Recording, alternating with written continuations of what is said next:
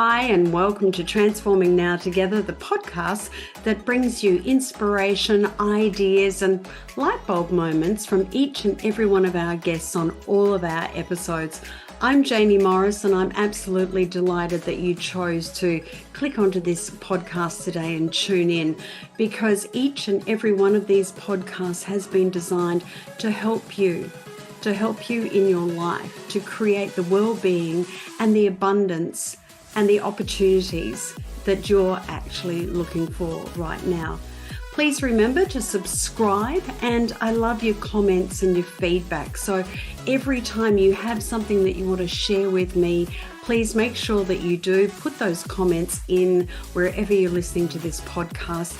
And as I say, please remember to subscribe, because every time you subscribe, that helps us with this podcast and means that you're working together with us to make sure that as many people worldwide access the Transforming Now Together podcast and all their guests that we have, so that they too, each and every listener around the world, can get the inspiration, the ideas, the motivation, and those light bulb moments that you actually got too. Also, please remember, just go over to the website JaynieMorris.com. Have a look at all the other resources that I have there as well, and some of the episodes that you may have missed. And of course, you can follow me on Facebook and Instagram and Twitter. Oh, well, that's X now, isn't it?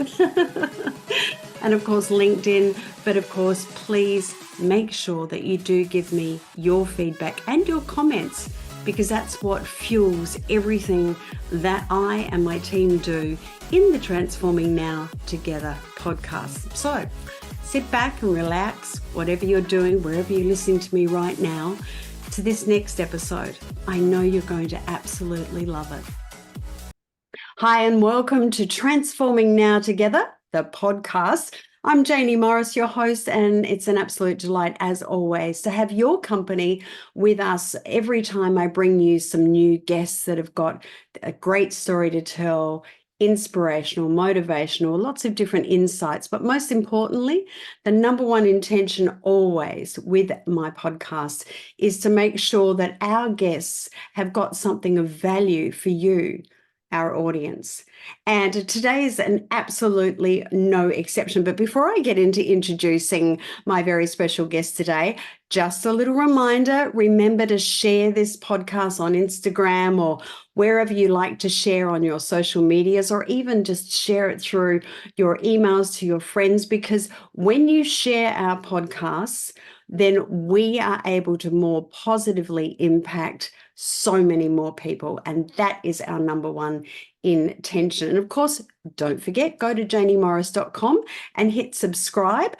And if you're watching this on YouTube, great to have your company. Remember to subscribe there as well, because that means that you'll get our podcasts first, and you'll always get the updates, and you'll always be able to go back and listen again, because the key to listening again over and over with any podcast that anyone will tell you is that you'll pick up all those little gems that you missed the first time around. So please remember to do that.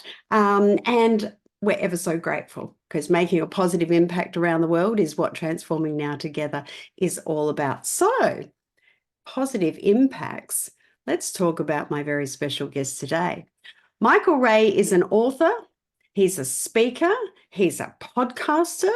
He's an advocate for equality. He is he just told me he was a media whore before we came on. I'll let him explain to you why he said that after I said something to him today.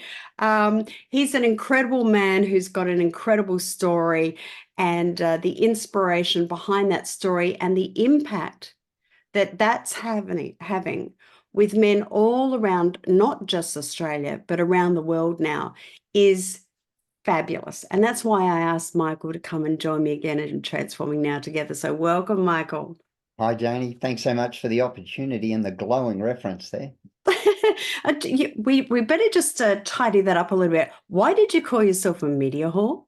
Oh, Jaynie, I keep finding my less than picturesque in front and center in the media, I think, because it's a slightly different perspective or outlook on some of the most common issues that we're facing. And as far as equality goes, it's often seen as primarily a women's issue when it's actually a societal issue. And so that slightly different perspective, a slightly different path, still seeking the same destination. But I find a lot of us have become more wedded to the path than focused on the destination, and a slightly different route seems to upset the status quo somewhat. Yeah, exactly. And we're going to dig a little bit deeper into that in a moment as well. But for my listeners and my audience that haven't met you before, Michael, could you give us a little bit of background? Give us your story, and in particular, why you're in the space that you're in now and what your intention with that is.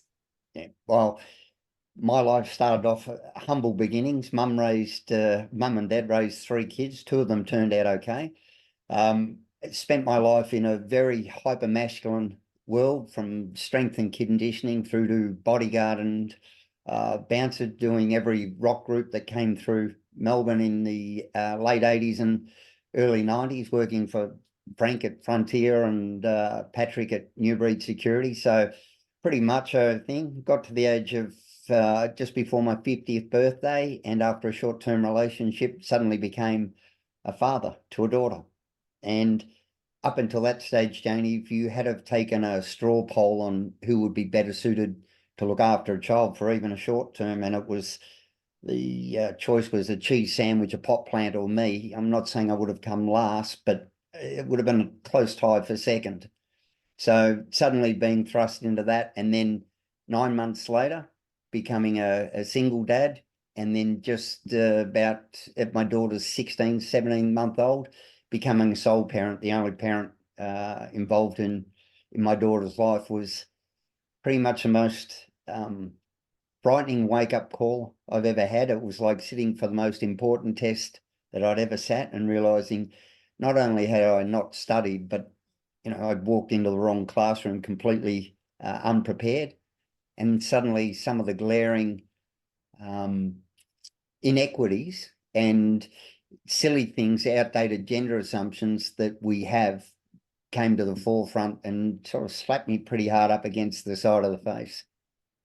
When you became aware of the fact that you were about to become not only a dad at the age of 50, however, a single father, as you say, 16 months later, to Charlie, gorgeous Charlie,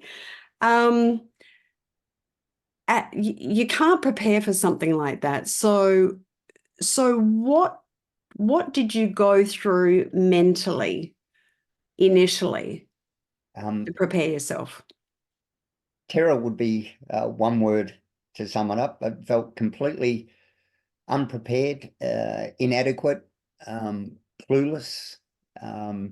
Realized that was something that I was desperate, absolutely desperately to be good at, Jaynie. But up until that stage, this fear wasn't there because Charlie's mum was still involved in her life. So as long as I did what I was told or asked what I should do, I had that safety net. So it wasn't so bad. Suddenly, then it was just me and Charlie. And then I had the opposite effect. All of the unsolicited parenting advice that was pushed on me, and some of it completely contradicted, and none of it was subtle, Jaynie. And I know it just doesn't happen to men. I know it happens to all new parents. You need to, you must, you should, you have to do this. And we need to realize that not only fathers, but all parents have got their own influences to instill, their own stories to write, their own path to follow. So this unsolicited parenting advice can sometimes become the loudest noise in the room and drown out our own internal voice.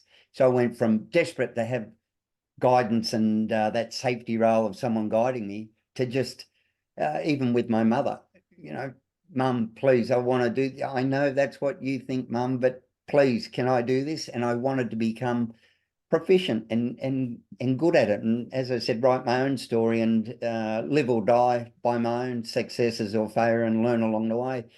Because one of the main things that I realised, especially, Jaynie, I've sat in ballet halls and gymnastic classes and spaces normally inhabited by women and mums, and I've sat there as the lone male for years with these. And when I listened to the conversation, sometimes as an outsider, sometimes as a peer, I thought, you know what? We're not that different.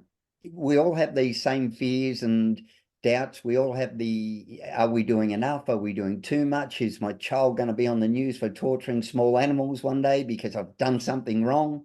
And we all have that insecurity around it. But as a male, if I was to parent differently to mum, it was wrong. It wasn't different. It was wrong. You can't do that. But when we look at it, I went off and studied developmental psychology in my enthusiasm to learn it. Well, there's basically only 4 parenting styles, and we're not wedded in either. So there's authoritative, authoritarian, negligent, and permissive. Well, the best one is authoritative. So we explain the rules, we're warm, good involvement. Authoritarian, not so good, where it's the strict, no compassion. You do this, you do it now, you don't give them much room. Negligent, of course, we know that that's not bad. And permissive is, of course, you can do it and you get whatever you want. But we can shift through all 4 styles within an hour. So we wake up in the morning, okay, sweetie, we've got to get up. We've got to be ready. We need to eat a healthy breakfast because we want to have nice energy through the day, and it's good and it's healthy. And so we need you to get your shoes on and all of this. And then suddenly it's 10 minutes before you go. I don't care. Just grab a snack out of the thing. We've got to go. Put your shoes on now. And we're going, and then get in the car. Oh, I can't get my seat on. It doesn't matter. So we're into the negligent. We just got to go. We'll stop at the lights, and then you get to where you're going. And oh, I'm bored. Can I use the iPad? And suddenly permissive comes in. So we've just cycled through all 4 things in one thing. But that's the reality of it. But the Instagrammable, picture perfect, good enough parenting is the best parenting. And I think we're killing ourselves trying to do anything other than good enough. I think the scenario that you just painted, Michael, from starting the morning out and explaining about a healthy breakfast and why that's so necessary, and and the benefits that it will give, rolling all the way through to the end where, here's the iPad, just like would be I would suggest that many of us would go, oh my gosh, I've done that, or oh my gosh, I do that, or oh my gosh, oh that's so it is something that is very common, and explaining it that way now too, I think it also gives it some context to be more aware as parents in those particular 4 elements. Can I just go back to asking you then, when you first started out as a single parent, Michael, and you've talked to us about, the unsolicited advice and what have you, looking back now over the years to that time with yourself and Charlie, do you have people more and more, because you are in the public eye so much now, and people would, I would assume, would just come up and say, hey Michael, saw you on the Today Show, want to chat to you about this. Are you finding that people are saying, when they hear you talk about your story and that part of it in the beginning, that I'm talking about women's speaking to you about this, say, you know what, Michael, that's what it was like for me with my first child? Are you hearing that along the line? Yeah, 100%, Jaynie. See, one of the biggest problems we have as a society is we grow up in that Disney fetishized depictions of motherhood where it says only a mother's love, mother knows best, maternal instinct, and dads are basically Homer Simpson. So the bar is set so low for dads and so high for mums that if a mum feels like she's struggling with the normal frustrations of raising a child, everything from colic through to the sleep, through to just everything that's wrapped in it, a lot of times I find the mums that I speak with have been hesitant to reach out for help because they feel that not only could they be seen as failing as a mother, but they're somehow flawed as a woman because this maternal instinct, oh, it's just natural. Just trust yourself. It's you wouldn't get in the car. Just trust yourself. You know, men, don't look at a map. You'll figure it out. Your directions are great. Just no, it's just one of the biggest misnomers we have, Jaynie, is that we become parents the day our children are born. And I'd really emphasize to everyone that I speak with, that's the day you begin becoming a parent, and it continues every day from that day forward. Because my parenting brilliance at once, I suddenly realized, like, oh, my daughter's a bit tired and grumpy, and oh, look, I can jangle the keys, fixed. The other night she came in from high school with a few friendship problems, and I tried it again. I nearly got slapped. Look, it's like, we've got to keep, they evolve. And not only do they evolve, but, that's why I say to parents, it's that growth and maturity that you think makes it easier as your child grows and matures. Well, I actually believe that we grow and mature as parents. We pick up that expertise or that comfort where we can exhale and go, you know what? I've got through the twos, I've got through the sixes, I've got through the first day of the schools. And you have a look around, and actually we need to celebrate those wins and go, I'm actually doing all right. For somebody unqualified, I've managed to land the jumbo jet with no training, day after day after day. And sure, there's been bumpy landings, but we're still here. We're still, still flying the plane, and, we get better at it. I think it's really interesting when you talk about that, like especially in the beginning about this misnomer that you have a child and you know what you're supposed to do. I was a very young mum. I married young, and then 13, 14 months later, our firstborn, my son, came into the world, and I was only 19 at the time. And looking back, and I say this a lot when I'm talking to other women, is that looking back, I used to say to myself, where was the guidebook? Where was the, okay, here's the baby. And I remember, Michael, I had Benjamin by cesarean. So back in those days, you had to have a general anesthetic. So one minute you're pregnant, and next minute you wake up and you still got a bit of a tummy, but there's this child, and congratulations. And you look and you go, oh, what do I do? What do I do now? Like, and even having gone to parenting classes and everything prior to the birth of our first child, in that moment, it was like that. It was like, where to from here?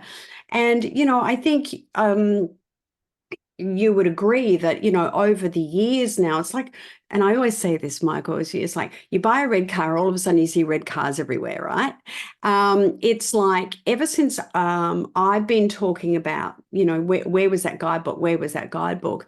I've seen a lot of development and involvement in both online and in bookstores and everything of parenting books and parenting guides and what have you. But I've looked and watched at those. Obviously, this is, I had my children decades ago, but I've looked at a lot of that information, and it's all relevant and it's all great, but I still look at it and I go, would that work? So how do you feel about that? Oh, Jaynie, I'm the same. To me,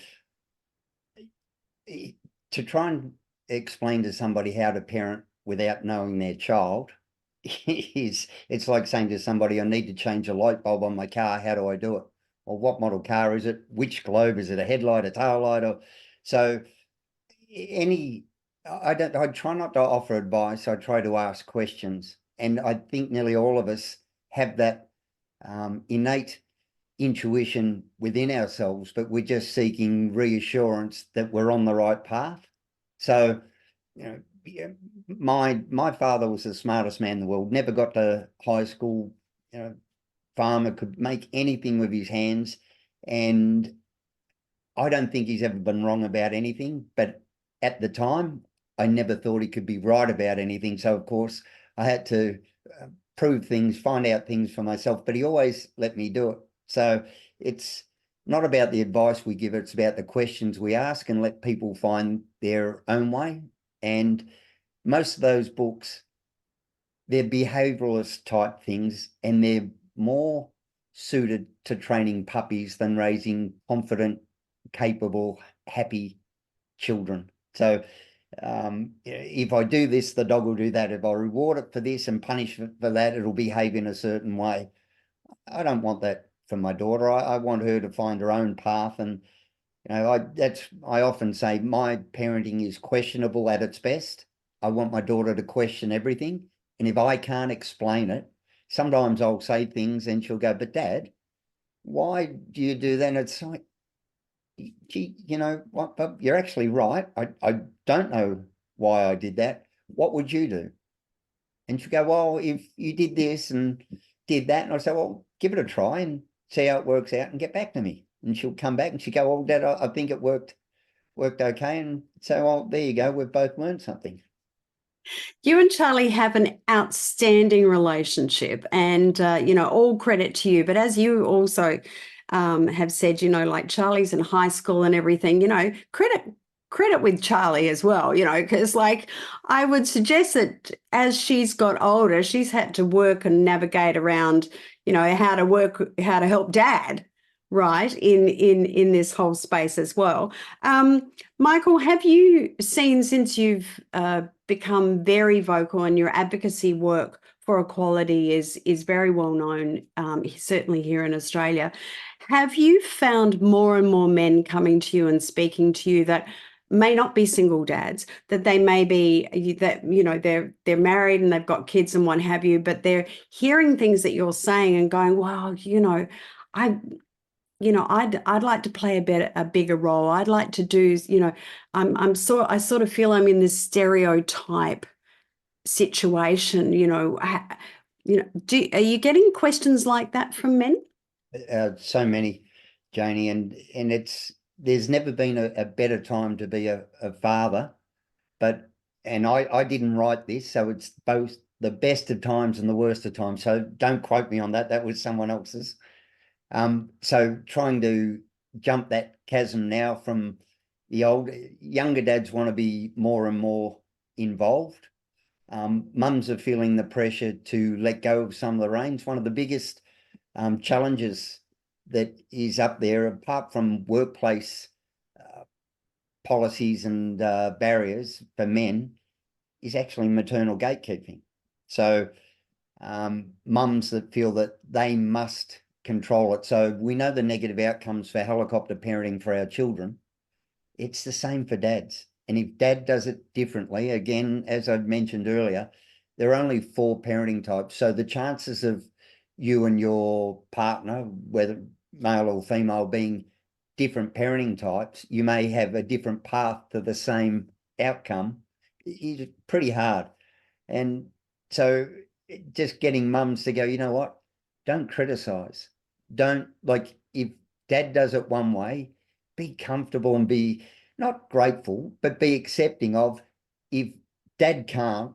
And that's why I'd say when we bring all the equality stuff back, if dad can't, mum must. And we've spent so many times and effort and initiatives on making sure mum can, that dad hasn't had to. So those workplace initiatives and that haven't flowed through to dads. We don't offer dads the same amount of support and resources to work flexibly and be as involved, engaged and present in their children's lives as mums do, because we've put it all into mums. And that's why I think we're seeing an epidemic of women suffering burnout, because how can you possibly grasp all the hard-fought opportunities that the equality movement up until now has provided, when both hands we're making sure that you can still carry the caring load? Because the Workplace Gender Equality Agency in Australia reports that despite 70% of Australian workplaces now having a formal policy for flexible work in place, less than 2% have set targets for men's engagement in it. So, little Sally's sick, going to be a week of school. School rings up. Mum's workplace is in the 70% that does have flexible working. Dad's is in the 98% that doesn't. The most egalitarian, respectful relationship can't outdo that. So when Dad says, sorry, you've got to be here, and Mum says, well, you can be at home. And as much as we'd like to hope that that doesn't impact Mum's career, if it's in the same workplace, how do we really say, and I know it shouldn't, but, you know, gee, she's in and out. Mum's priority is her children and work is secondary. Dad's priority is his work and his children are secondary, because that whole male as the ideal worker was predicated on the assumption that men didn't have caring responsibilities. And, you know, men aren't winning out of that. Our connection with our kids is damaged. Our children's outcomes are damaged. Our relationships suffer. Men who are more actively involved, engaged in their children's lives and in the home have better satisfaction with the relationships. And so no one's winning with the way it is, but we've only focused on the barriers and the benefits to women when it's everyone wins. It's really interesting when you talk about that, Michael, because, you know, I've often been criticized by my simplistic view on equality, which is it's just like if there's parental leave for 12 months for women, should be parental leave for 12 months for dads, like that, you know, which I know things have changed now, right? But the same, and I'm not talking about pay and things like that at the moment. I'm just talking about the roles and in the workplace that, you know, my simplistic view on all of this space is, well, just split it 50-50, people. Like, you know, let's just do it. Why do we have to keep, you know, advocating for it and saying it? Because the outcomes when it's there are obvious, like you've just outlined, you know, the ones that you've just outlined there as well. So, you know, fingers crossed that we get some sort of movement on that even more. But I think that we're starting to get that. Would you agree or not? We are, Jaynie, but then we have the problem. I've just recently written a piece where I compared paternity leave to putting lipstick on a pig. So it's all very well to dislocate your arm as an organisation, patting yourself on the back, saying, how great are we? We're now offering a non-gendered paternity leave so dads can take 6 weeks, 12 weeks, whatever, off to be with their children. But then the minute he's back at work, it's okay, now we want you back working 40 hours, no real flexibility, all of those things. So you may have won a battle, but you've lost the war if you're not going to support dads in a genuine way. And I think what it comes down to is we still have that outdated notion that most of these policies were constructed and conceived in a time where men weren't seen as equally capable of raising the next generation. And we know that it's not true. That may initially be like that. As I said, I was completely inept, but it's just time in role. And it's not that complicated. I'm not saying it's not easy. You know, it's like lifting a really heavy weight. Well, you just got to lift it up, but that doesn't make it easy. And it's the same with child rearing. And again, the vast majority of parenting to me isn't about our children, it's about ourselves. And it's about our response to our children's reactions. Children react, we should respond. And that horrible little voice in my head, I've learnt not to listen to, because it's a bit of a prick. You know, it's like that Space Odyssey 2001 where Hell wanted to lock it up. We have an inherent distrust of artificial intelligence. We don't trust it to drive our cars. We don't trust it to write our essays. We've got to check everything. But that voice in the back of our head, we take it as reality instead of going, oh, hang on, I don't really like what you're saying. I don't like the way that I'm feeling when you do that. And when I think about it, I'm in a group now and I'm telling myself, or this voice is telling me stories about the stories it's only imagining the other people in the group are telling themselves about me, and I'm going to act on it as if it's reality instead of going, oh, well, that's interesting. You're right. I do feel awkward. I do feel out of place, but you know, what are we going to do? Let's just get on with it. And society seems to have gone at the moment where we spend, and this is my brilliant dad saying, too much time weeding other people's gardens instead of enjoying our own. If they think something that we don't agree with, we don't have to go and weed their garden. We don't have to try and convince them of our ways. We just have to go, you know what? I'm going to stay in my garden where it smells great and not participate in the rubbish. You keep your thought, and more power to you, but I'm not going to be influenced by it, and I don't want to spend. We can either spend the same amount of mental bandwidth and mental energy trying to change their mind, or we can spend that same energy trying to figure out why we care if they have a different opinion or perspective or outlook on life as to we do. So why do I care? Well, you know, is it because I'm insecure? Possibly. Is it because it's different? Possibly. And in the end, it's, well, I'm okay with that. That's an incredibly powerful both analogy and explanation, Michael. And as you were saying, as you were sharing that with us, there was a multitude of moments in time, especially of recent, that I was actually I was in the pocket there. I was going, Michael, that's what, so thank you for sharing that, because I know that we'll all be, that's a big takeaway for all of us for today. But you're so right. You're so right on that. Michael, as I mentioned before, you are increasingly being asked to speak to various things in the media now. What are you finding is the most popular request or topic request that you're getting now to speak on in the media? Well, of course, this horrific men's violence that we're going through, and it's heartbreaking, and it's a really difficult space to speak in, especially as a male, and especially because it's so nuanced and there's no silver bullet. Everyone wants one thing that we're going to do that's going to fix this, and it's very I'm very hesitant to speak on it, and but it's also very important to me. So I have to worry not about some stranger, my daughter being threatened by, but by the people who actually claim to love her. So how do you protect her from that? So there's, you can do all the usual things you do as a parent, make sure, you don't have your headphone, all the ridiculous stuff that we shouldn't have to do. But in the end, it could be somebody that claims to love her that does the most damage.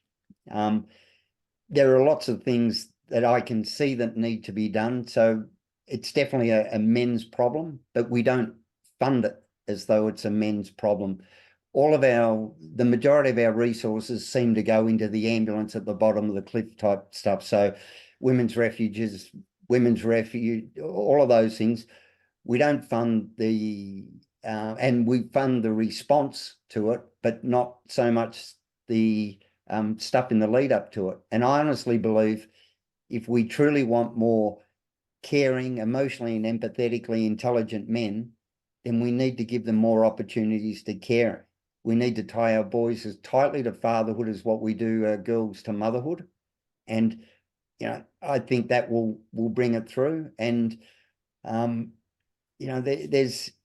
this is increased, not because, in my opinion, not because there's some hatred for women, but just because we're all on edge. We see road rage, we see all of this aggression, and I would like to see violence in total attack, because I'm 100% sure that the man who gets out of the car at the traffic lights and starts punching windows could also be the bloke that goes home and attacks his loved one and family. And I think we're missing a lot with the net by focusing in on the end, and we need violence in general, but we know that alcohol and gambling and financial stress all increase this. We know that grand final day domestic violence peaks because 50% of the followers in the sport are upset and drunk and all of those things. So we can see where a lot of the stuff is, but we also need to make it easy in supporting people to be able to leave that. And also we need to raise our girls in a way that they're completely comfortable and confident, and they can pick up on these red flags, so that the minute someone says, you know, I don't like it when you go out with your friends, the radar goes up. Is this the start of coercive control? Or, you know, where were you? Why were you home late? The radar goes up. So we need to emphasize that, but we also need to emphasize on our boys, hey, if you want her to be comfortable and confident and committed, you've got to build the environment for her to do that. So not trusting her, that's on you, not on her. So you need to look at what insecurities you have, not what she's doing. And if she does decide to leave, then she wasn't the one. You haven't really lost anything. So move on.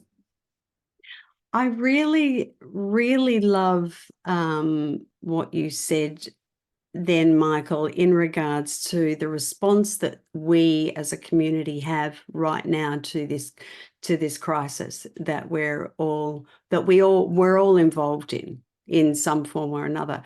And that is about the emphasis on the bottom of the cliff. It's interesting because, as you know, I'm a very strong advocate in this space, having direct lived experience myself of domestic abuse. And having a horrific ending to that myself. Now, you know, I'm one of many who fortunately hasn't, you know, suffered like so many, and so many women that I meet on a regular basis in the work that I do. However, my focus is the same as yours. We shouldn't, yeah, yes, we need to have those services and support systems in place, because they're falling off the cliff all the time. But it's up there. It's at the top of the cliff. You know, it's rather than going, okay, let's go, all right, let's deal with, this is the core. This is where all of the elements in one that are wrapped up in a ball are contributing to that happening in the first place. So let's look at that. And as a mother of sons only, I have no daughters, so I don't have a Charlie. But I have sons, and I have a grandson. So, you know, I understand the importance of us, and I really think that women need to take a huge responsibility in how we support the men and boys in our community. And it's up to us. And I often go as far as to say, Michael, that women over 50 really have a great opportunity right now to come on in and to contribute and to provide in a positive impact way of solutions that we can do and implement for our men and our boys in our communities now, so that there doesn't even get any close to that edge, if that makes sense. Jaynie, one of the things, I've worked in men's behaviour change, like court-ordered men's behaviour change. I was originally brought in to speak occasionally at someone who was running them, and then they asked me to facilitate them. And a lot of these men don't realise what they're doing is actually abuse until you explain it. So there's a light bulb moment when you say, well, I never touched her. Did you yell at her? Well, yeah, but we yell all the time. Yeah. Did you slam a door? Yeah. Well, you know, did you ever punch a hole in it? Yeah, but I wouldn't touch her. She's a woman. I'd never do that. And then you explain to them, I'm a big guy, and I can be an imposing guy. So if I stood over you and I yelled and slammed doors and punched walls, would you be in fear? Would you change your behavior? Would you go out of your way not to upset me, maybe walk on eggshells if that was my response? And they, oh, well, yeah. And I said, well, that's it. And now, oh, but I've done it for years. Yeah, but, and for years she wished you'd stop. For years she thought you'd change. For years she's given you the benefit of the doubt, but she's done now. She can't live like this anymore. And now, moving forward, your focus needs to be on being the best ex-partner and the most respectful bloke in the world, because they brought me in when I speak to father. So Do you think you're a good father? All of them, I'm a great father. You do anything for your kids. Yep, fight a bear, 100%. What if I told you the best thing you could do, the most fundamental thing that you could do as a father, the most important thing was treat her mother with respect? Would you do it? No. So when you said, I'd do it, oh, but she does, it doesn't matter. It's not about her. It's about you. So what you're saying is if she drags a stick down the fence, you're going to be the dog barking every single time for the rest of your life. When you could just put in your head the one phrase, I refuse to participate. I will be the bigger person, and don't respond, because you may think she's trying to upset you and she's not, but you need to focus on your child, because there'll come a time in your child's life where she'll want you and mum in the room, whether it be a graduation, a wedding or something. And do you want your child worried that if she goes to mum or dad, it's going to cause stress? Are mum and dad going to be able to behave themselves? Because when you're not invited to that wedding because you can't be trusted to behave yourself, that's not on her. That's on you. And when you speak to these blokes through it, and when you get it through, you can actually see the light bulb go on. But one of the worst things we do, Jaynie, and these blokes who have broken IVOs, the police turn up and they go, right, grab a bag, you're out. And the guy goes, by God, no, I haven't done anything. It was just an argument, whatever excuse. And the police will normally respond with, mate, it's not on us. You need to get a solicitor, turn up a court for your IVO. That man then goes out, sits in his car, and he either stews and thinks, because we know the most dangerous time for a woman is right after that IVO is thing. Some of it, it's because the controlling violent man has lost control and he's really threatened. And other times it's just, it was a misunderstanding. I'll wait till the police go, I'll call, I'll go back, I'll be able to sort it out. And as I said, we know that women have checked out well before men are even aware that there's a problem. So men think it's just happened. Women have been considering this for ages and trying to find the strength or the resources or the way to disengage, because it is really hard to leave this relationship, especially if you don't have equal resources and things like that. So that man sits out in the car and stews. Whereas if the police turned up and they said, right, here's your order, you've got to go. We've got a place for you in whatever we want to call it, a refuge, a housing thing. You've got 2 weeks there to be able to find a suitable thing. During that 2 weeks, there are 3 weekly group counselling sessions. So as I would do in the men's behaviour, on Wednesdays, there's a legal aid lawyer that will turn up to help you prepare your application for the IVO hearing, if you're going to contest it, concede it, whatever you're going to do. So you're there for the next 2 weeks. If you're not there at 8 o'clock at night, whatever they want to set parameters on it, you're going to be reported.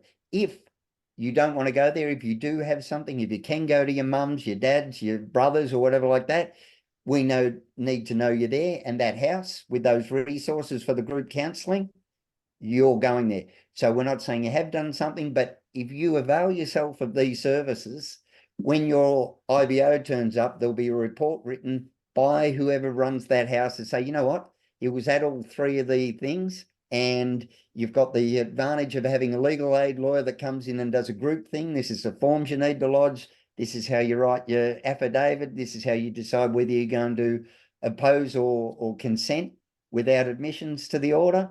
And suddenly we've got these men going, cool down, my life goes on. And we could even add in supervised visitation, where on Saturday afternoons, if there's no allegations of inappropriate behaviour around the children, where mum could drop the child at one side of the building, they go into the room, dad comes in the other side, and they could have facilitated time, because a lot of the men are desperate. I haven't seen my kid for weeks. It's going to be months before I get to court and all the rest of it. So if there's no inappropriate thing, and we could train the police to say, look, can he see the children for 2 hours on a Saturday? Do you think it's safe? And they could have a caseworker. But these things would stop so much, because the largest cohort of murderers of women at the moment are people on bail or with existing orders. So, Mm, just mm, going, here's a piece of paper, that's going to stop you. And it doesn't. It inflames them, it angers them. And we know this, but then we have this, oh, they have rights, and yeah, but so does the victim, not to live in fear, not to know. Because if they mm, leave the house, say if there's an 8 o'clock curfew and they walk out, and whoever's in charge of the house rings up and says, he's gone, he hasn't come back, he's not here, straight away it goes to triple O, it's out. If he gets pulled over, if he's anywhere near the place, but she can also get a warning, or they can be close, and it just stops it. It just, mm. horrific outcomes, and we don't need new laws. We just need the laws we have enforced. Because we saw with Celeste Mano, what an Yeah. absolute, I've got a dear friend, John Heron, whose daughter was murdered by somebody who was released on a community corrections order. 6 weeks later, he's lost his daughter. Mm. There are so many things that could be done, but it would mean funding them. And I'm not saying take funding away from the women's refuges. No, no. It's not an either or, it's an and situation. Mm. And absolutely, and I totally agree with you on that. And especially when you're talking about the laws that are in place, the actual enforcement and enhancement of those laws to actually bring about something. So what you've just shared with us is so powerful in its solution focus of in that immediacy that it's required for. Yet that is a big part of the failing. That is the and again, to draw on my personal experience, there was 12 years of cowering in the corner behind closed doors that nobody ever knew about, with the rage and the breaking of things and smashing and what have you. And then in public, it's all everything's fine. And then when you get to that point where you do get the courage, you do get uh, the reality thinking within your head that you have to get out of that, and then you get suddenly, your other half then decides, oh God, she's going to tell the world or what have you, and then tries to physically remove you from the world. That's how I put it at the moment in regards to myself. But then the police not believing you. Yeah.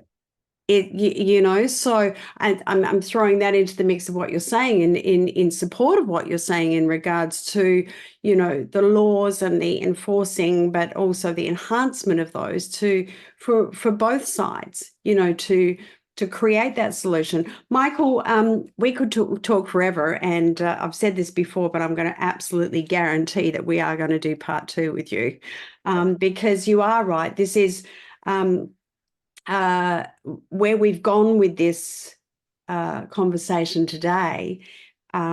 It is at the forefront. We've just had the country out in force again in regards to these consistent murders of women by people known to them.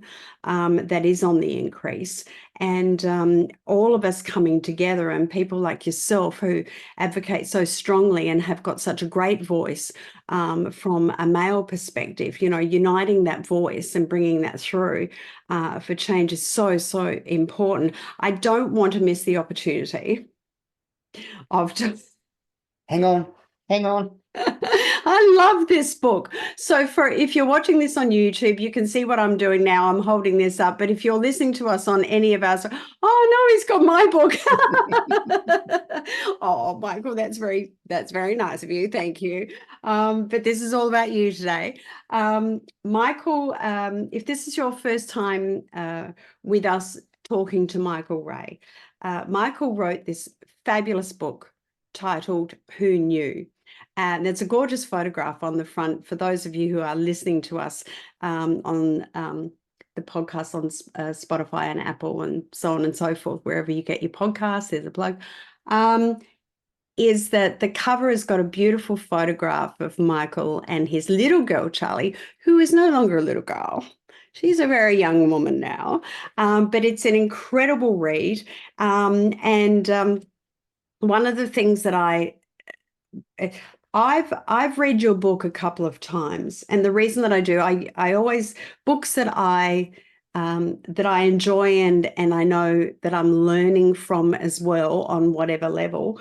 I always read several times because I always know that I've missed something, and I have, and I did, and the last time I read it, which was last week, getting ready for today, was I had missed some of the things that Charlie added in there as well. And I do love the extra added bonus chapter on the end from Charlie about her dad. But look, this book, I would encourage everyone to get this book, Who Knew by Michael Ray. It's a great book about not only his and Charlie's story. However, I do see it as a guidebook as well, a support book for men in particular. What was your intention when you wrote this book, Michael? I was actually coerced into it. I was writing a few pieces for different websites, and somebody said, you should write a book because it may help other fathers. It was mainly to show dads that if I can do it, the doubt that you're feeling in the beginning isn't unique to dads, and it isn't unique. It isn't just unique to dads. It's unique to all parents. The second kid seems a bit easy. The third kid, even easier, to the point where we know the difference. When I speak to other people who've had a few kids, they go, "Oh my God, the first kid, floors were spotless and nothing, and everything was organic. And by the time the third kid came along, it's like, let them fight the dog for dinner. We don't care," type thing. And you realise that some will do it. So it was just, dads, get over the doubt, get over trying to be perfect, because you're going to miss this. You've got one chance. There's no such thing as an unimportant day in your kid's life. And if you honestly believe that the best thing you can do as a dad is to be a provider, you've been sold a misnomer, and that the best thing you can do for your kid is to be as involved, engaged, and present in their life as you possibly can, because they will benefit from it more than any amount of resources or income coming into the house. And the research is incontrovertible about that. And it's not even about dads. It's not the gender of the people in the family. It's not about the sexuality. It's not about even if you're cohabitating, whether you're all under the one roof. It's about the quality of the relationships within the family that determine the outcomes for the children. Great advice, well said, and a fabulous way to nearly end our conversation today, Michael. Michael, what's in store for you now? What's next on the agenda for Michael Ray? I've taken on a few coaching clients, mainly speaking to organisations about how they can increase their uptake of paternity leave and make sure they're supporting their dads genuinely to enable that involvement, and how being a champion for fatherhood could possibly be the greatest thing that you can do for women's equality. Because as I mentioned earlier, if dads can't, mums must, and we've spent too much time making sure that mums can. Well said again. Before I let you go, the usual question: if you had an 8-year-old Michael in front of you right now, what advice would you give him? Oh, an 8-year-old Michael, prioritize a bit more time with my parents. I miss my dad every day. My dad didn't get to meet Charlie, and there's not a day that goes by where I don't wonder, sorry, I'm going to tear up, what he would think of my parenting, because he was the greatest dad in the world. Yeah, great advice, and I'm sending you heart hugs on that one. Thanks, Jaynie. Most definitely. Michael, where can my audience get in touch with you? Is it through michaelray.com.au? Yep, but I'm probably most prolific on LinkedIn. I've been told that the web page is going to be redone, and all of my LinkedIn content will be on there. But I haven't updated the web page, but there's a contact form there if you want me to speak. I've been doing a lot of schools lately with about trying to get those boys, attached to fatherhood like we do with our girls to motherhood, have them consider the choices that they're making now, even about the industries that they're going to go in, because some of the male-dominated industries and the largest employment sectors for men are some of the least family-friendly. So, you set off as an apprentice carpenter at 18, you become a dad at 33. That's 15 years of working in an industry that doesn't have any flexibility, or you've sort of locked yourself in. So we need to really champion. I'm not saying don't go into the industry, but we need to start championing these industries to pick up the baton of gender equality and enabling these dads to participate in their children's lives just as much. Because otherwise, the women that are partnered with these guys are going to have to be the ones in the flexible industries, and they're the ones that are going to be carrying the caring load and trying to have the same amount of career aspirations or education, whatever their goal may be, is going to be stifled, not because of an inequitable world for women, but because of an inequitable world for dads into parenthood. So that's where we've just missed the boat. Missed the boat temporarily. I would suggest that it'll probably turn around on the harbour and come on back and pick everyone up and then go back out hopefully in the very, very near future. Michael, it's been an absolute delight as always to spend time, invest moments of the day with you in conversation. You're an incredible man. You're a fabulous father. Say hi to Charlie. I encourage everybody, if you haven't got a copy of this book, Who Knew by Michael Ray, I encourage you to go and get it immediately. It's an incredible read. And it's also a great gift for the men in your life. So if you've been trying to think of a gift for, your father, brother, male co-worker, or any male in your life, I would recommend that you go and get them this book, purely and simply because it's a great read and it might just positively impact their lives as well. Michael, thank you so much again. michaelray.com.au is where you can get in touch with Michael. If you've got an event coming up, you've got to get this guy at the event. You've got to get him speaking for you. And if you're in the advocacy space, I'm doing a big call out right now. If you haven't already been in touch with Michael Ray in the space that we've been talking about today, then my number one recommendation, you've got to get in touch with this guy and speak with him and get him in the race with what you're doing as well. Michael, thank you so much for being with me today on Transforming Now Together, our podcast. And I'm looking forward to having you with us again, part 2. Thanks so much, Jaynie. I really appreciate it.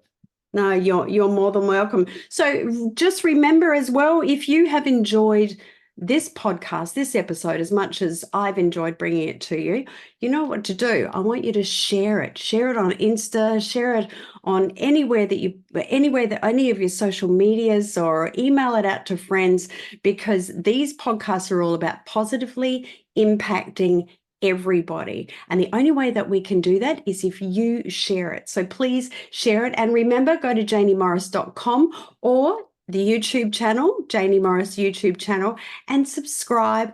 That way you'll get all of the podcasts and all of the updates of what we're doing first. And that's most important, because that's how we get to be here for you, bringing you these amazing guests. And so until next time, I'm Jaynie Morris. This is Transforming Now Together, the podcast, wherever you are in this amazing, beautiful world of ours. I hope you're having an absolutely fabulous day. Thanks for tuning in to Transforming Now Together, the podcast. I know that you've enjoyed this episode. Please remember to go and subscribe here where you're listening to this podcast right now, and of course at Jaynie Morris on YouTube. And please visit jayniemorris.com and subscribe there. That way you'll always know whenever the next episode comes up for Transforming Now Together, the podcast. And of course, you can also go back and listen to all the previous episodes in the current series and previous series too. Also, when you go to jayniemorris.com, check out how you and I can work together. I'd love to do that. If you've got any feedback or comments, please email to info@jayniemorris.com. And in the meantime, wherever you are in this amazing, beautiful world of ours, I hope you have an absolutely fabulous day.